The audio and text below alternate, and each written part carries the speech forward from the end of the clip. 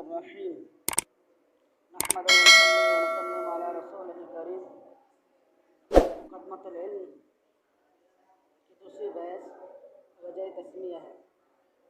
حدیث کی وجہ تسمیہ، حدیث کو حدیث کیوں کہتے ہیں؟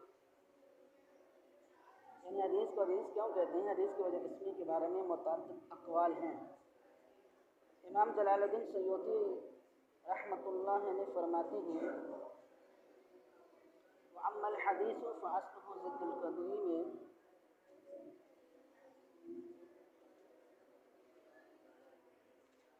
وقد استعمل في قليل الخير وكثير منه يحدث شيئا فشيئا۔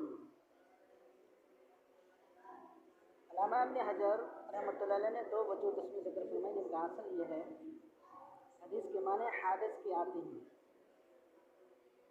اللہ تعالیٰ اپنی ذات و صفات کے اعتبار سے قدیم ہے، اس لیے اللہ تعالیٰ کا کلام قرآن کریم بھی قدیم ہے۔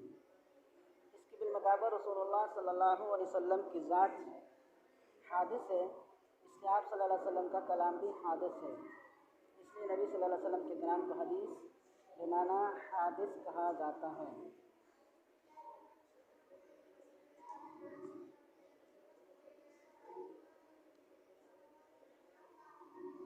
حدیث کہتے ہیں دوسری تعریف کیوں نہ ہے، حدیث کہتے ہیں بات کو، اور چونکہ حضور صلی اللہ علیہ وسلم کی بات، حدیث چونکہ حضور صلی اللہ علیہ وسلم کی بات ہوتی ہے، اس لیے اس کو حدیث کہا جاتا ہے۔ ایک اشکال اس پر یہ ہوتا ہے کہ حدیث میں باتیں کہاں ہیں؟ اس میں آپ کے احوال اور افعال بھی داخل ہیں۔ یعنی حدیث کو بات کو کہتے ہیں تو اس میں صرف بات تو نہیں ہے، اس میں تو آپ کے احوال کا بھی افعال کا بھی ذکر ہوتا ہے۔ اس کا جواب یہ ہے کہ آپ صلی اللہ علیہ وسلم کے احوال افعال کو بطور تغلیب احادیث کہا جاتا ہے، یعنی اقوال کو افعال و احوال پر غلبہ دے کر ان کو بھی حدیث کہہ دیا جاتا ہے۔ تو یہ تھی وجہ تسمیہ۔